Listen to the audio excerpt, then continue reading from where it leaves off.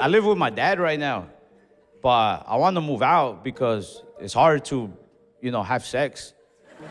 And you ever have quiet sex? It's horrible.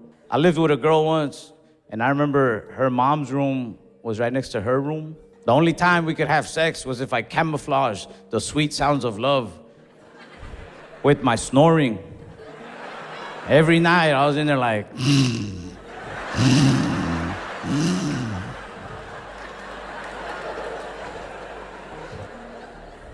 It's hard having quiet sex. You gotta like whisper, yell, dirty talk. I was like, you like that?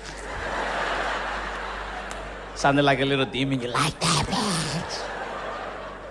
I remember this one night, she was like, go faster. I was like, shit, I'll try.